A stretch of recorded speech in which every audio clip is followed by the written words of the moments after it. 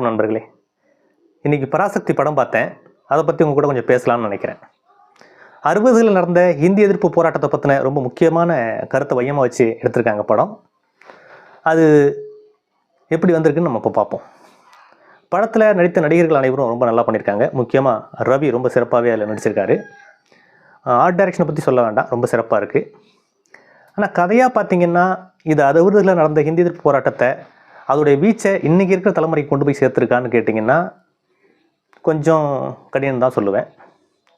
என்ன கதைன்னா, மாணவர்கள் ஒரு ரயிலை எரிச்சிடுறாங்க 60களுக்கு முற்பகுதியில். அதில் பாதிக்கப்பட்ட ஒரு அதிகாரி திரும்பவும் மாணவர்களை அதே மாதிரி ஒரு போராட்டத்தை கையெடுக்கும்போது அவருக்கு பழி வாங்கிறதுக்கான ஒரு வாய்ப்பு கிடைக்குது. அவர் பழி வாங்கினாரா இல்லை மாணவர்கள் தங்களுடைய போராட்டத்தில் வெற்றி பெற்றாங்களா அப்படிங்கிறது தான் கதை. இதில் சில இடங்களில் தோய்வு இருக்குது. சொல்ல வந்ததை கரெக்டாக சொல்லியிருக்காங்களான்னு கேட்டிங்கன்னா அப்படியும் சொல்ல முடியாது. கொஞ்சம் கமர்ஷியல் கொஞ்சம் தூக்கலாக தெரியுது. அதை தாண்டி 60களில் நம்ம முன்னோர்கள் செஞ்ச போராட்டத்தை இன்றைக்கி இருக்க தலைமுறைக்கு கொண்டு போய் கரெக்டாக சேர்த்துருக்காங்கன்னு கேட்டிங்கன்னா ஓரளவு செஞ்சுருக்காங்க அப்படின்னு நம்ம நம்பலாம்.